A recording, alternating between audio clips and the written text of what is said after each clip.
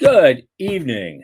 Well, it finally happened. NASA finally acknowledges the elephant in the room with regard to SLS. We'll lead with that. Elon Musk has extended his IPO pitch to non US banks. Is that even legal? I guess we're going to find out. A company called from Israel called Tomorrow.io has announced a 175 million financing round to deploy something called Deep Sky for weather service. Cesium Astro scales its operations with 450 million in equity and debt financing. Germany is splurging on mill space. Tethered orbital data centers is going to power AI in the future, maybe, if these guys have their way. The Economist claims that Musk's mega merger makes zero business sense. We'll look into that. And Interloon begins a study on a NASA grant for a helium-3 excavator. All this and our guest, Daniel Tompkins. From the news desk at the Center for Space Commerce and Finance, my name is Thomas Andrew Olson, and this is The Unknown Quantity.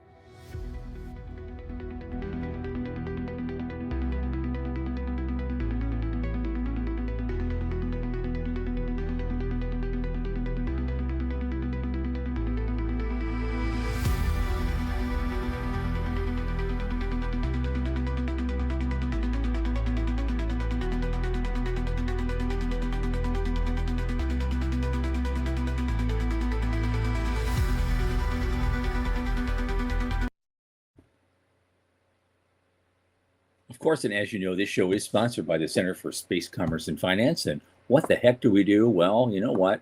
We champion and strengthen emerging space startups and space adjacent enterprises worldwide through advisory, access, and advocacy. Our pitch events and world-class boot camps fortify startups to be better investor ready.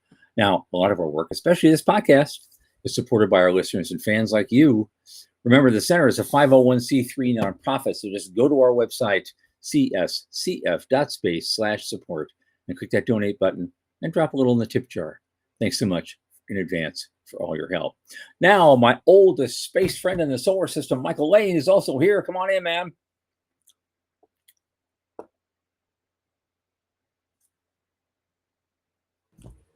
And okay. Hey, how are you? Okay, I'm all right. It's starting to warm up a little. Veronica, Morty, good to have you. I know, they're here. Good to have you. Thank you, y'all. Appreciate it. Always just like log right in. Appreciate y'all. Yep. I gotta give Morty some. I gotta give kudos to Veronica Ann. She was so early this time. She was like 57 minutes late on Monday, but boy, today she's 10 minutes early. She's great. But I also give kudos to Morty. He got 2 abstracts accepted for ISDC, one in the space elevator track and one in my business track. He hit the nail just perfect. So come on in, Morty, and do it. That's going to be fun. Right on. I'm up to. I've got 12 slots open. For the business track, I've got 9 of them filled now. Great. And so I hope to fill it out before the end of this month. So that means either 3 half-hour things or 1 half-hour thing and a panel. Yeah. So we still got a little to figure out. Yep. And so I hope to get that done soon, and then we can just advertise it all across the world and say, now come and see. And so I may do one myself, and I've got a special topic planned that's probably gonna shock the crap out of everybody because, well, that's what I do. Sure. Yeah. I owe it to the fans. Right. And speaking of fans, hey. Dallas, thanks. Dallas, I owe you a phone call because Tom keeps talking about your untethered tether, so I want to talk to you about that. Right. Appreciate that. I got some big 6-foot railroad spikes. We're gonna nail that thing and just let it wobble. Just let it shake, rattle, and roll. All right. But Jason, good to see y'all. Thank you. Appreciate it. Yep. Yes, great to see you too, Dallas. It was a great chat. I'm sorry you live in Virginia. You need to reconsider your life choices, man. I'm sorry. I mean, in essence, my God, Virginia's turning into a hot mess. But okay, good luck. And also, Joe, you were just talking about ISDC. Joe and I are going to be there. We are 2 of your 12, right? Panels. Yeah. Oh, yeah. Cool. Yeah, you're 2 of the 9 that I've got so far. But yeah. Right on. Well, let's get into it. There's nothing really to report on my side. It's just been really busy. We're heads down, focused on writing a white paper. So, Alice, I'll send it to you. I'd love to get your feedback on it.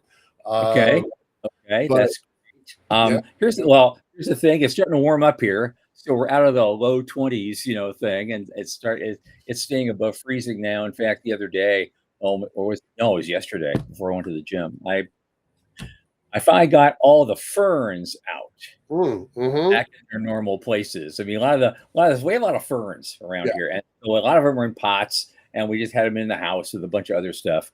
The other stuff is still a little more sensitive, what's left, and so finally, all that sheltering business I did, we'll probably take that apart by, let's say, Sunday afternoon. Because starting Monday, then we go into it. We're finally back to a standard, mid-February pattern, which is fine. It's 70 during the day and 49 at night, and that's that's perfect. So that's a winter I don't complain about because I know July is coming. So whatever it is, I'm cool with it. Right. Yep. Right. For us, we're in what we have, which is a false spring. We get 2 or 3 really nice days that kind of shocks everything. I was out at the park walking with my mom that we do every week because of her, her heart surgery last summer. And the first daffodils are starting to pop up, and my mom is thrilled, right? My mom is over the moon because it's her favorite time of the year. So she's like, hurry, come look. As if they were going to just evaporate if I didn't get there right then and there. Right. Excited about. But it's always a little bit of a false spring here. It's usually the end of January, early February, and then it gets cold. We have one more cold snap, and then we're done. But that snowcrete that Beanhoff is talking about, that stuff is awful. It is. I know. As you know, as you probably know, I lived in the Northwest, about half my life. So I understand what you're going through. Okay, let's get to it. In case our guest actually does arrive, let's give you some news. I love this one just because it's fun. NASA finally acknowledged the elephant in the room because the Space Launch System is now a decade and a half old, right?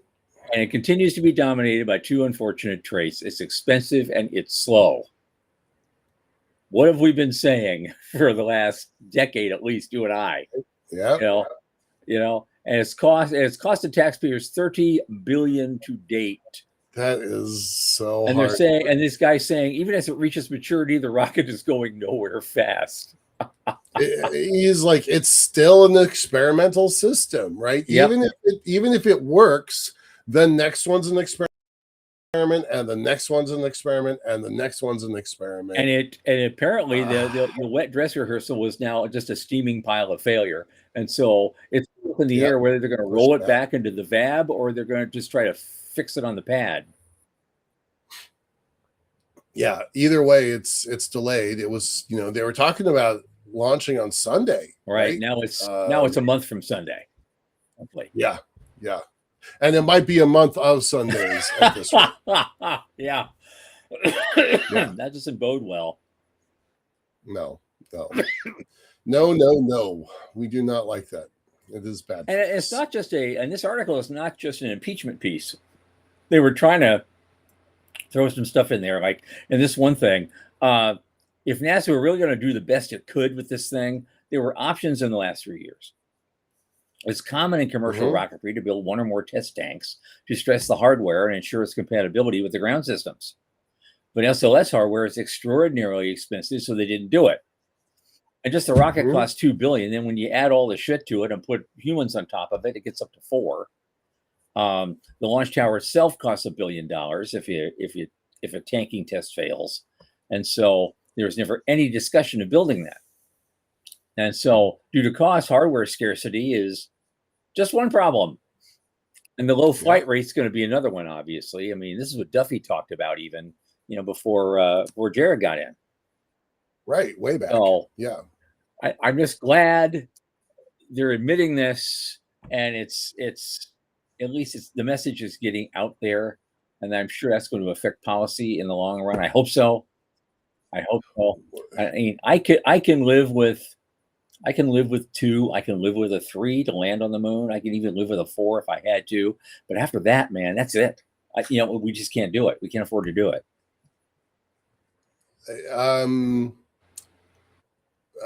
Tomlinson, the one of the 3 founders of the Space Frontier Foundation, he was pointing out to LinkedIn, to anybody who would listen. He was like, Jared, just scrub it. Just call it what it is. It isn't going to work. And move on, right? So I don't know. This goes back to 2013 at a New Space conference in 2013. He was doing a talk, and at the end of it, he finished with the words "SLS delenda est." SLS must die. Carthago delenda est. Carthage must die. He made it SLS. One of the contractors at the time was ATK, right? And they were in the room, listening to it, right? Gee, we're trying to get some sponsorship money out of them for our stuff, and that's like, God, So I get it. Yeah. Okay, well, so it's going nowhere fast. I do wonder what the political fallout would be if Jared just, dropped the gavel and said, no, we're not going to do that. I don't know if he has the political clout to do that. I really don't. I think he's going to have to earn a little bit more of it with other things. Yeah. But, once that trust factor, kicks in, then maybe, he can go to Trump himself and say, Mr. President, these numbers don't work. They just don't work, dude. I'm sorry. We can only do so much. I don't know if he has the political clout to buck the whole system. Yeah. Doug Plata, Dr. Plata's got a comment. He wants us to talk about the new bill. I was going to hold that till Monday, sir, because I don't know that much about it. It just came across my news feed this morning, and I haven't been able to dig into it. So unless Tom feels competent to do it, I don't. But I'll brush up on it for Monday. Let's get that to Monday, because we have stuff. We're at this time of the night, we're not going to get through what we have. So next up, SpaceX opens IPO pitching to non-U.S. banks. Now, you said you weren't sure if that was legal. I'm 100% sure it is. It's just unusual. I assume that it is, but it just sounds weird to me. And it's like, but he's been holding meetings with banks from outside the U.S., according to people familiar with the matter. And foreign banks pitched for roles at their California office in mid-January. And one group comprises European banks, and another's made up of firms from other areas. And but they asked not to be identified. So I just thought it was interesting. I just wanted to kind of throw that out there. Is he trying to oversell it, or do you just think he's going to get enough from the U.S. market? Oh, I sent you and Sean this spider diagram that shows Tesla, XAI, and SpaceX, and all of the venture funds associated with it, including the Kingdom of Bahrain, the Kingdom of Saudi Arabia. They are not going to have any problem with money. I didn't think so either. There is so much money out there for this. And I thought people would be lining up around the block just in this country. So, why does he have to go elsewhere? So it's a little weird. Well, I guess it'll all be clear someday. I think it might be a play to start setting up shop overseas. Yep, it could be. It could be. It would not surprise me. It's a tactically smart move. Of course, keep main operations over here, but it surprises me how little footprint he has in Europe and Asia. Tesla has a big footprint over there. So I wondered if it was maybe connected to that, but it's all guesswork and supposition at this point. True. Um, True. I know that J.P. Morgan and Morgan Stanley are in the mix. I read about that a couple days ago. They're one of the major ones. Yeah. Yeah. Yeah. Yeah. Yeah. And so it's curious, but I mean, it just puts more fuel into this thing. Yeah, I don't know what they would get out of doing it internationally, but I mean, talk about something that's going to be oversubscribed. People that, it really is curious who is going to be able to put money into this thing. Okay. Dissolution of ITAR, as Jason says, yeah, I would love that. That would have saved a lot of companies in this country because of it. Okay. I guess we're still having an issue with our guests, but we'll see if it sorts out or not. Or maybe that thing that Doug just brought up, maybe we'll have plenty of time to talk about it. If we don't have a guest tonight, we can jump into it. Yeah. That's okay. We always have things to talk about, Michael. Whether we sound like idiots or not, we always have things to talk about, don't we? Always. Okay, so here we go. Next thing, finally, money. Money. Tomorrow.io is an Israeli company, and they're getting a 175 million financing round to deploy something they call Deep Sky, which is the world's first AI native weather satellite constellation. And that's led by Stonecore Capital and HarborVest. It's intended to support the rapid expansion of the infrastructure and intelligence platform. That should be enough money to do it, Jess. But they want to do what they call unprecedented global atmospheric sensing and decision-making capabilities. And I guess they did it. They have a foundation already of execution, so that's why they got the money, I guess. Yeah.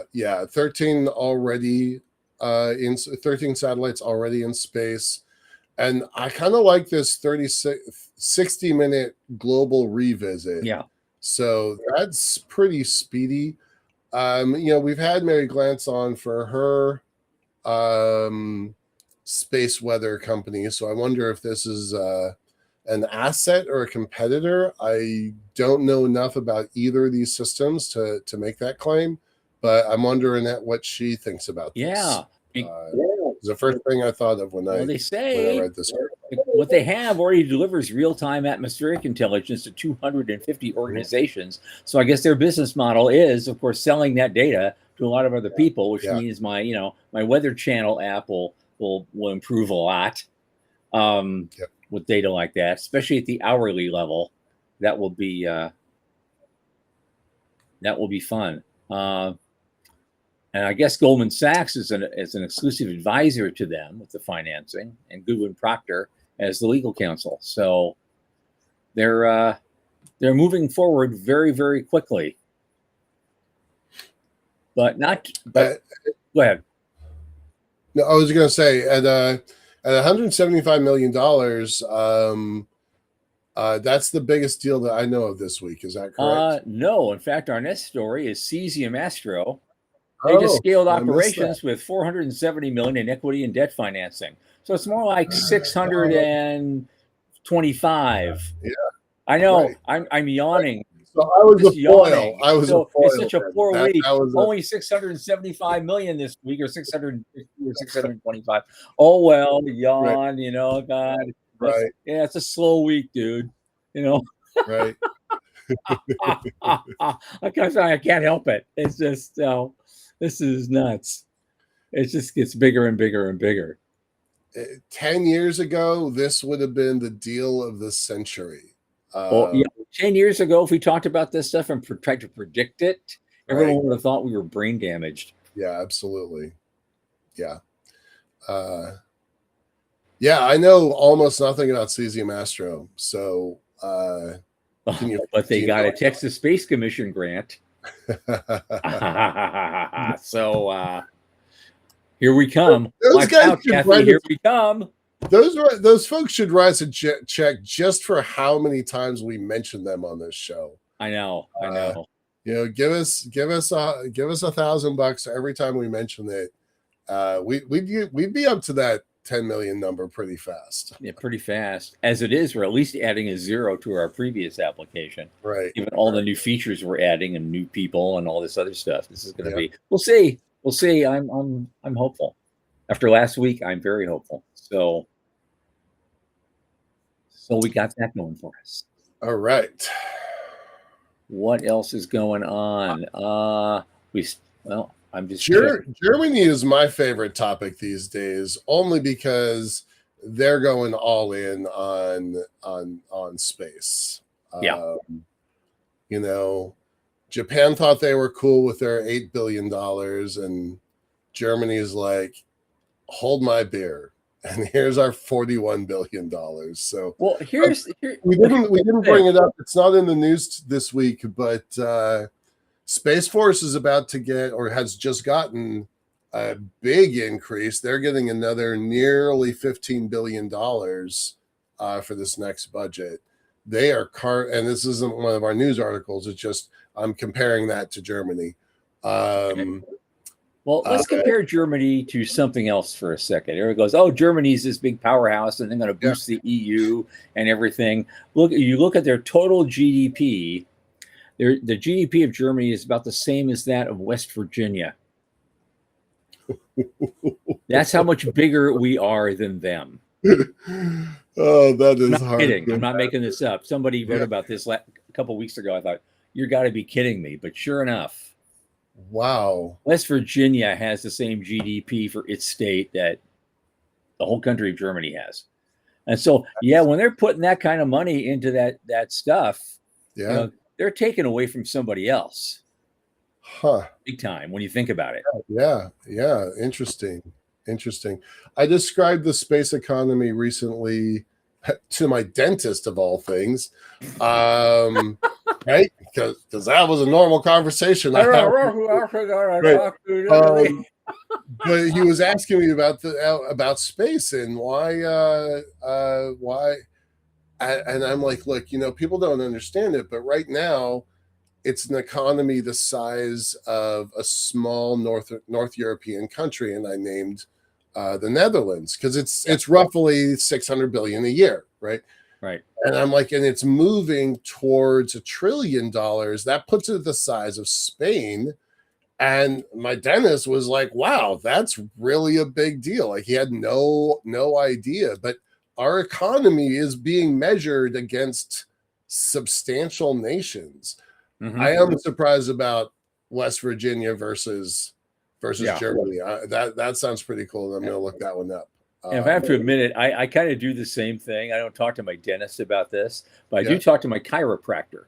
Okay, right. I see him like once a month for an update, just for a little boost. And he's all in. He's fascinated about what I do. And so he always has questions. What do you think about this? What do you think about that? Okay. And Sean talks to his astrologist. This I believe. Absolutely. Yeah. And he should be talking to his astrologist about our guest, I think. I don't know.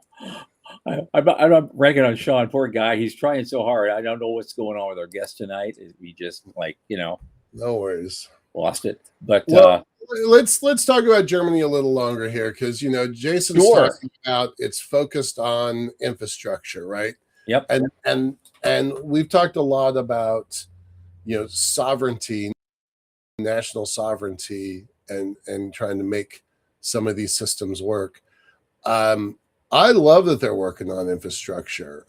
This is in keeping with what they've been doing with the whole Eurozone has claimed they were going to do, was try to claw back some of their own control and not be so dependent on US-based stuff. Right. And not to start getting into politics of it, but this is a reaction to our stance on NATO lately. Yeah. So it does make sense for these strong nations to develop their own support systems.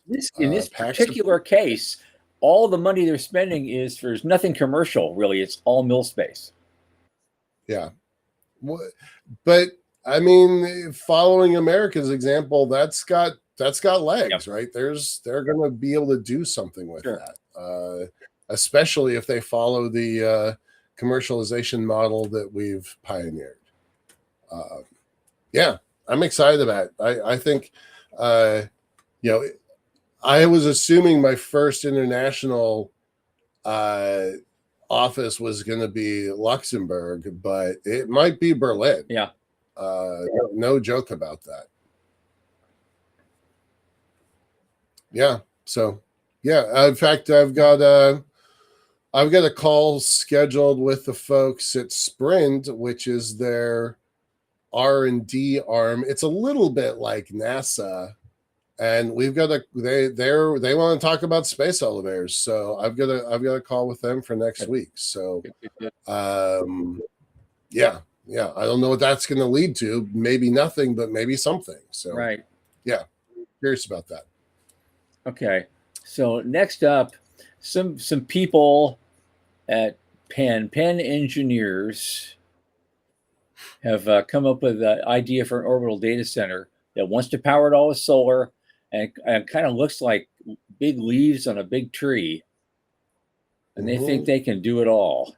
A leafy plant with stems holding the computing hardware and branching leaf-like solar panels. So it's a long tether with identical nodes that carry computer chips, solar power systems, and cooling hardware, forming a modular chain that can be extended by simply adding more nodes, which is kind of elegant in this design architecture. There is still the question of maintenance. Yeah, right. That's I think about when I look at these things. It's because one of the things. Well, go ahead, sorry. You're not going to set up a capsule and an astronaut crew every time one chip needs to be swapped out. So what do? You see, how do you maintain the thing efficiently and cost effectively? That's the one gap in the plan that no one's talking about. Right. Two things struck me when I read this, and I had to read it twice because I'm like, first of all, my BS meter was going off.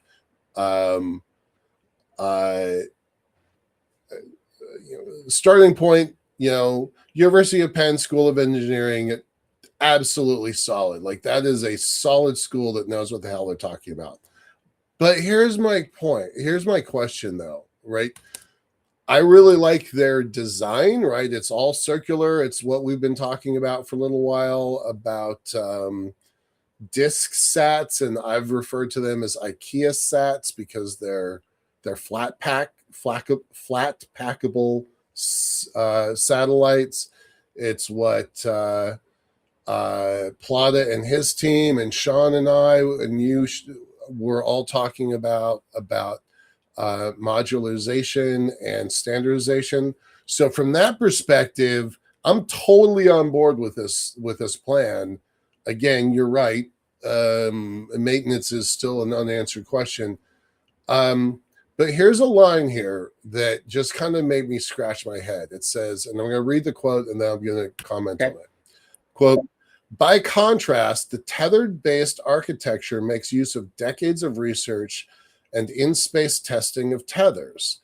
The use of repeated modular nodes allows incremental scaling similar to adding beads to a necklace without fundamentally changing the structural concept as capacity increases. So totally on board with their modular elements, but this line about decades of research and in-space testing of tethers, I can speak from authority that is fucking nonsense. We have very little research in space testing of tethers, not nearly enough to design this system around. We're gonna fly one of the first, not the first, but one of the first materials in a couple months, and that's my team. And like, trust me when I tell you we don't know that much about tethers in the sky right now. So I just read that, and then I'm like, did that say what I think it said? And I read it again, and I'm like, wait a minute. So I'm gonna count this up as a PowerPoint space company until we find out that they actually have money in engineering. Okay. Very good. Very good. Very good. It is, but the idea on the surface is an interesting idea. The idea on the surface is an interesting idea. Yep. On the surface. Yeah. I guess I just should mention this now because it's so funny. I'm just getting the crap beat out of me now over the West Virginia thing, and they're probably right. I probably just read the wrong article and was just misinformed. I didn't bother to check it. That's my bad. And so in response, I did check it. I did check California. California's GDP is like 4 trillion. So Germany beats California by about 20%. Okay. I've just gotten a word from our producer. We're just going to keep going because there's no response from our guest tonight. And so, well, now I'll kick him at very minimum. They'll kick him to next Thursday. Sure. But because we have a great guest on Monday. But so that's. I'm sorry. I'm reading the comments. I know they're hysterical. And they're like, ChatGPT says, and yeah. I'm just being hosed with a fire hose. All right, okay, that's fine. Good. You know, I mean, thank you, y'all. Yeah, appreciate the interaction. And always good to be fact checked. Always good. But you're talking to a guy who's just brazen and just doesn't give a shit what people think about him. So it's I'm past a certain age where I just don't care. And so it's I care. And then Dallas is walking back his tether argument about the anchor. So Dallas, I still want to talk to you about that. So appreciate that. Yeah. Okay. Joe's here. Yeah, Joe's here. He considers his space may be viable. No one has yet to try making one of significant size. Yeah. Lots of educated guesswork. Absolutely. Yeah. I saw that. It could be well, I'm going to give a plug to Doug. It'd be a great way to start testing in your new business line, doing material sciences on orbit at low costs. So I would do that if I was doing a bunch of data center development. Michael is lying. Michael is lying. He does not care as much as he says he does. All right. Let's come up with a whole new economic plan for West Virginia so they can get they can boost their GDP up to 4 or 5 trillion. Right. They need to do better. Yeah. All right, let's talk about this mega merger that everybody is talking about. So we definitely need to jump on that bandwagon. Oh yeah. All right, so Monday they added XAI, freaked everybody out. So it immediately boosted Musk's net worth by north of $100 billion that afternoon. So he had a good day. And the combined company SpaceX plus XAI, which hosts both X Grok and the old Twitter, right? All of that into one organization. And now people are like, wait a second. Does that make sense? I definitely think it does. But it's valued at north of $1.25 trillion. Right. And maybe that's what they're talking about. I'm kind of frustrated right now because I had 2 articles about this from 2 different sources. One was Space News, who I already know won't let me in because, it's too many for the paywall and I'm just not going to do it. And now The Economist is doing the same thing. Now, I saw this article, the whole thing this afternoon when I pulled it up. Earlier. And now they're pulling this shit. So I apologize again. I'm so tired of this. I have an idea to fix it, but God, I'd have to take like 6 months off to do it. I would apply a cable TV model to online punditry. And so, Right. the average person pays, say, $50 a month, and they have access to 35 different sites through the paywall of their choosing. Now, that only gives you about, maybe each site only gets a buck a month, but you multiply that times, 200,000 subscribers, and it's not Right. chump It change. adds up. That's Right. a plan Yeah. that could work. Yep. All right. So far as I know, there's no path into that SpaceX super merger. If you don't already have access to it, you're not going to get access to it. Have you heard anything different about I that? have not. All I have heard is that if you want in through the back end before it closes, you have to be an accredited investor. And I don't know what the minimum. It's not even accredited investors. Yep. It currently have stock in one of those companies. Yeah. Currently have stock. Okay. Well, then is what I was hearing. A couple of viewers of our show should be happy then. Well, I know of at least two people on these calls that are out. I am not. I have no dog in that fight. I know several people that have a dog in that fight. Somebody who used to work for me has made about 4 times what they put in 3 years ago. So good for them. Congratulations. It's enough to buy a house somewhere not in Seattle.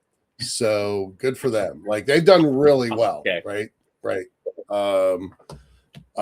Yeah. So, but as far as I know, you can't get in unless you already have access to it, which is why that web of, let me see if I can pull that graphic up. Just give me a second. Talk about something else, and I'm going to pull up this graphic because I thought it was pretty interesting.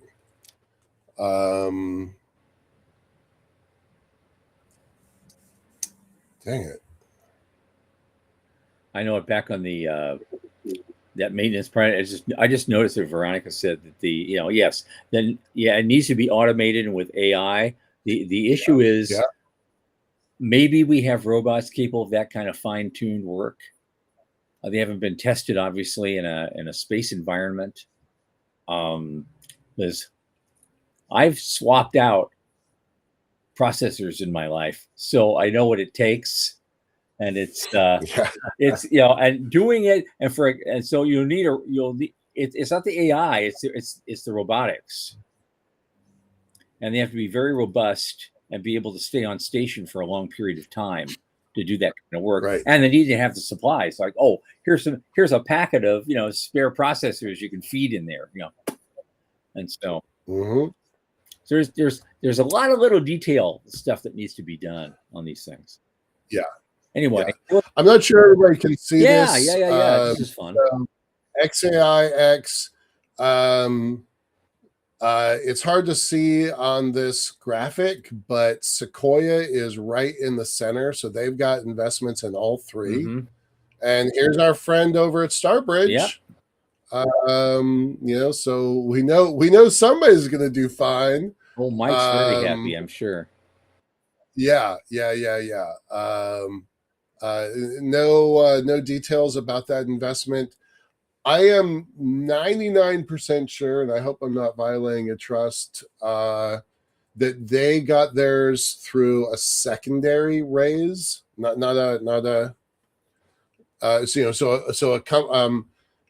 a former employee wants to cash out, they're retiring, they're buying something, blah blah blah, they're cashing out. And those are the only shares on the market is in these secondary positions. And there's an entire industry dedicated to transferring shares from old employees to new people. And that's how one of my old employees was able to get in. And they got in 3 years ago. If you look at the track record, somebody want to do a quick research on that, but it was about $200 billion, $125 billion when they got in. And, current price tag is 800 billion. So that's what I'm saying. Like, they put in enough to buy themselves a new house in someplace not in Seattle. So, so this is the web. This is the web of all the organizations. So Fidelity itself could probably fund this whole thing. Here's Qatar, right? I don't see and here's the Kingdom of Saudi Arabia. They put in billions, 6 billion, right? Another 6 billion from Qatar, right? So the idea that they need to go outside to get more money, that's nonsense. I know. So why is he doing it? But it just reminds me, because last year in politics we had the one big beautiful bill, right? It was huge. But now it looks like we have the one big beautiful merger to be followed by the one big beautiful IPO, right?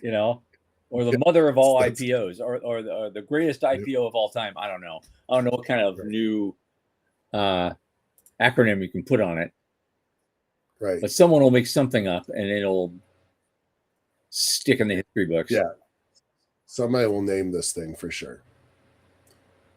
Yeah, so this is XAI, the original Twitter X, and all the investors out of Twitter have cashed out, right? When they took it over. Yeah. So these are all within the last 3 years, 4 years, 3 years, whatever it is.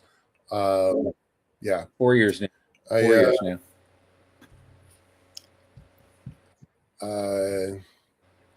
One guy I don't see on this list is I talked to Steve Jurvetson, not Jorgensen, our friend at Starbridge. Yeah. The kind of famous Silicon Valley royalty. Yep. I talked to him, and he was at a Space Frontier Foundation event, and he was kind of curious about our elevator. This was maybe 6 or 7 or 8 years ago, and I'm like, hey, why'd you put money into SpaceX? And his answer was, because we missed putting money in to Musk when he pitched us for PayPal, and we're not going to make that mistake again. Right? So, because Jurvetson is he's a space nerd, and I'm like, why'd you put it in? And this was kind of a wild conversation. Yeah. So I'm a little surprised I don't see Jurvetson's firm on that list, but maybe that's not an inclusive list. He tends to hide out. Yeah. I guess he's still, living off, there's still that background problem that maybe be holding him back a little bit still, even. Because Tim Draper's certainly out there. Oh, for sure. Things. Yep.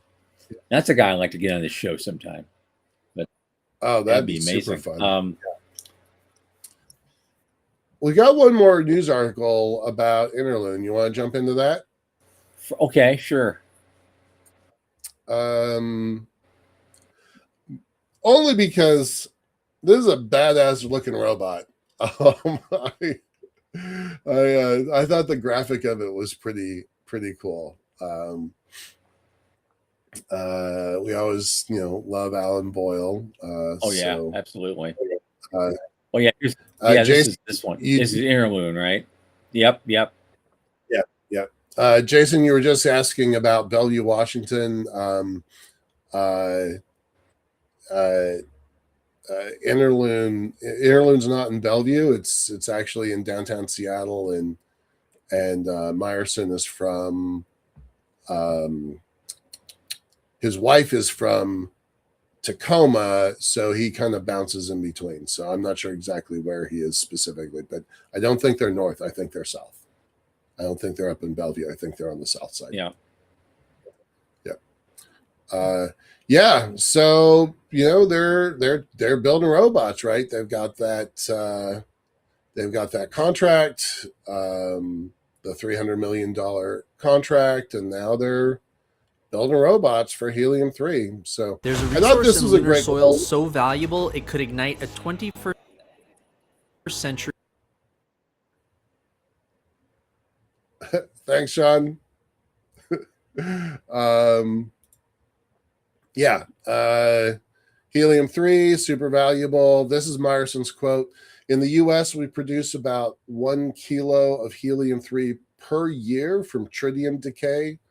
On the moon, we intend to extract 10 kilos of helium-3 per year for our first helium-3 harvester operation in the 2030s. Mm-hmm. If we had helium-3, we would need 100 kilos. Or if we had helium-3 fusion, we would need 100 kilos to power a city the size of Seattle for 1 year. So that's a pretty big market. If you had fusion, if only you had helium-3 fusion. Yeah. Well, on fusion, right? Reminding everybody that that's not his bet. It's barely paying for itself now. The latest experiments I saw, it just produced just a little bit more power than it actually used. And we're talking, watts. But Sean's right. I mean, we do have there is a business case for helium-3 because it's used in quantum computing and it's used in other area where extreme chill is really needed. So at least you can make that business case extremely if you really stretch things like Doug did a minute ago. I just wanted to throw that out there. I think I don't know if he's just throwing me a bone or having fun with me at my expense. What would be the GDP of West Virginia if it had the population density of Austin from immigrants from India with average American per capita income? And the answer is 7.1 trillion. It'd finally be bigger than Germany. Okay. Fine. That's how it gets there. West Virginia, I hope you're paying attention. That's the goal you have to shoot for. I am here to consult. Call me. Let's do this. I think the key might be bringing in immigrants, but Dallas is saying Interloon won't likely be using SLS. Boy, is that true. Worthy of 3 exclamation points. So thanks for that. Yeah. They will. Well, your business model's blown out of the water if they do that. Is the problem there? I was doing my own work for Liftport this week, and it looks like the price to the moon right now, the kind of official price, is between $500,000 and $1 million per pound.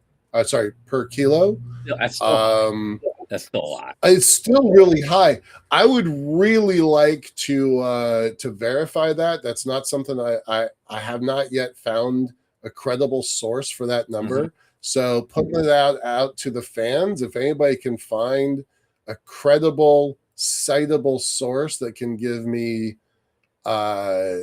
tonnage going to the moon and what their price is, I would really love that. So since everybody else has got their robots fired up and doing research, if you want to point me in that direction, I just haven't run that query yet. The people I would love to ask about this is Firefly. Yeah. Is Firefly. Yeah. They've had a successful landing, and they're going to do another one this year, I'm sure. I'm positive of it. Yep. They're going to do another one because their rockets are short and squat, and they'll probably land just fine. So you think they could take whatever they're building right now and scale it up to do some raw tonnage. That might change the equation a little bit. So between Firefly and Blue Origin and SpaceX, you ought to be able to come up with something. Changes the equation a little bit. So yeah, you're absolutely right. I'd like to know who's getting those numbers and where they're getting them from. Because you can't count on me, obviously.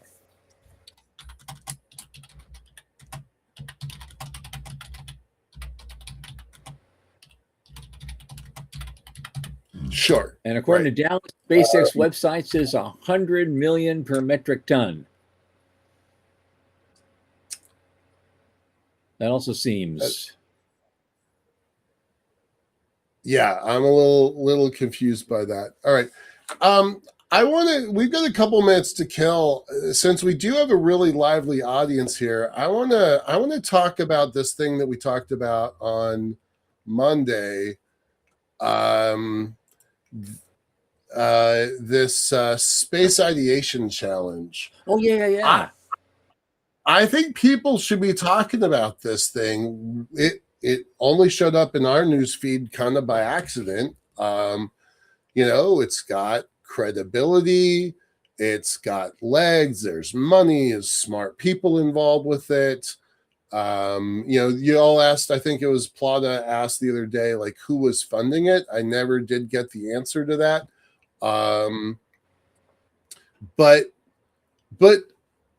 I think there's something here, right? Yeah. A 3 to 5 page paper, a market shaping policy initiative. Like that.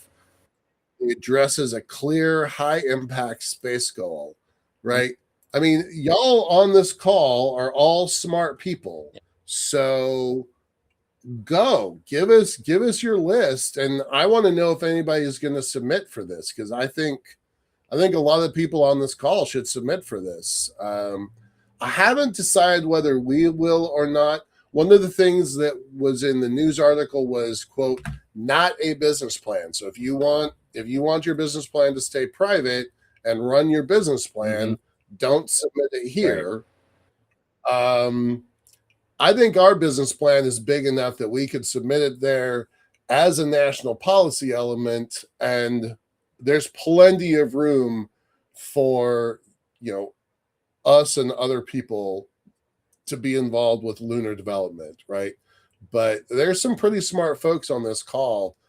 I would love to see if anybody's got any. I'm doing it right now. I'm sharing the link right now, y'all. I would love to see if anybody has any ideas. There's a carve out specifically for students, $25,000 for students. 125,000 total. Individual prizes are between 5 and 25,000. So it's good, right? It's trying to spark stuff. I both love and hate the UCF's logo, because International Space University was there first, but they blew it in America. So this is America's Space University. I mean, seriously, that's good branding, y'all. Yeah. I haven't been there. Sean and Tom were there, saw representatives last week. So did Dallas. But yeah, I'd love to see if anybody has any comments here. Yeah, Dallas, I've seen that. Thank you. Yeah, there's a lot of talent that you're listening live. There's a lot of talent after the fact that watch or listen to us on Apple. Right. Oh yeah, I'll say the link for the folks on Spotify. It's the Space Ideation Challenge. It's business.ucf, University of Central Florida.edu/space-ideation-challenge. I know that's a mouthful. I'm going to say it again. business.ucf.edu/space-ideation-challenge. There you go. Yeah. Yeah, I'd love to see if anybody's got anything. I know that Joe's coming in and saying, I've got some ideas. It'd be a great fit. So yeah, get on it, man. No kidding. We're on a roll, dude. Go ahead. Yeah. I think there's one of those. This is one of those things that should spark people's attention. I haven't seen anything about this in LinkedIn. And last month, the Aurelia Institute out of Boston, they offered a $20,000 prize for I think they limited it to 6 paragraphs and a picture. They wanted to talk about low Earth orbit stuff. Yeah. I just wonder, I mean, Morty, would you submit space elevator stuff to a competition like this? Because that is not necessarily a business plan. That's a policy decision. Um, I'm sure Dallas has some ideas about this thing that didn't make it into a business plan. So yeah, so I don't know. I think it's worth talking about for sure. Okay, that's all I got for it. If anybody has anything they want to throw it in the chat, we can talk about it. Otherwise, we can close it down. Yeah. And I still don't know a whole lot about that new bill that's supposedly being. Yeah, that's what Plata was talking about earlier. And Sean just said the Space Frontier Foundation posted a shift in space policy, whatever. Yeah, that's well, I can pull that email up. Give me a second. Okay. All right. Yeah, so it's this, right? Probably on one of my other emails, but I don't want to have to look behind me to get it. So. Yeah, I got it. Okay, it right here. Here we go. Cool. So this came out yesterday. We all know Whitesides, so we know him. I don't know this guy, Herodopoulos. That's probably Greek, and I'm pronouncing it wrong. Herodopoulos, maybe that's it. Yeah, that's probably it. Yeah. So it's kind of cool. We got 4 on the right side, 1 guy on the left side, all supporting a bill. I mean, it's kind of nice to see bipartisanship, even if it's lopsided. So good job. Mm-hmm. It's not a bill yet. It is an amendment to the Reauthorization Act. As far as I know, that has not been signed and has not been sent to the White House. So I felt like this press release is a bit premature. It's like, yeah, it's a win, but it's not in there yet. It hasn't crossed the finish line yet. So I'm like, I don't really know if I want to talk about it yet. So Doug, that to kind of speak to your request earlier. Of course, I love James Munsey. I'm going to read his quote directly. The amendment aligns U.S. law with our history as a frontier nation, says James Munsey, co-founder and current policy chair of the Space Frontier Foundation. Commercial space is no longer experimental or peripheral. Congress is clearly stating that private human presence and economic activity beyond Earth are not only encouraged, but essential and expected outcomes of U.S. space policy. So yeah, it's cool. We're gonna have space stations, and they should be commercial. The policy requires the fullest possible commercial use of space and a growing and enduring human presence beyond Earth. So can't argue with that. Everybody I think on this call is going to support it. The only reason I hesitate to kind of talk about it is because it hasn't crossed the finish line yet. But I do. Sean Mahoney, we've had him on guest here many times. We had Munsey as a guest early on also. This language matters because it creates a durable policy.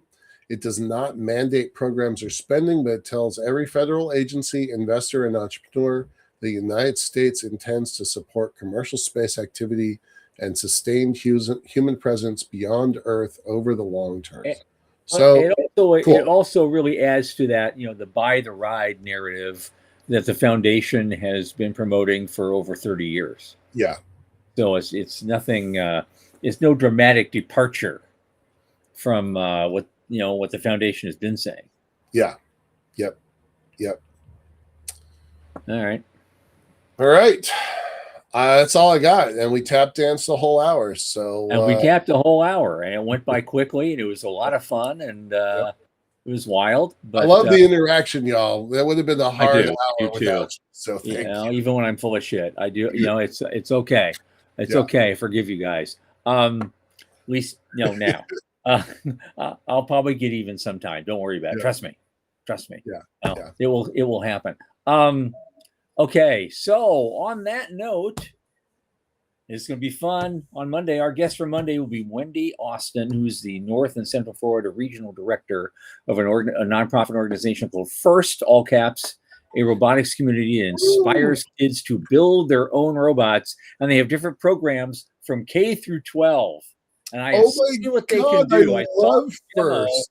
I saw their demo at SpaceCom on the show floor there. And it's absolutely astounding. And we had that because last week we had that little clip that I did, but we just couldn't get the video to work. Maybe between now and then we'll get the video to work. But we'll have Wendy there to tell us all about it.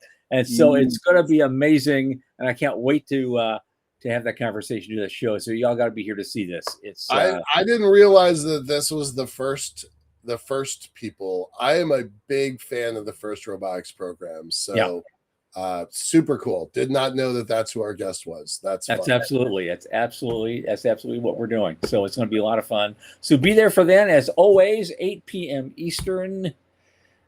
And from the news desk, the Center for Space Commerce and Finance, for Michael Lane and Sean Key, I remain Thomas Andrew Olson. Keep watching the skies.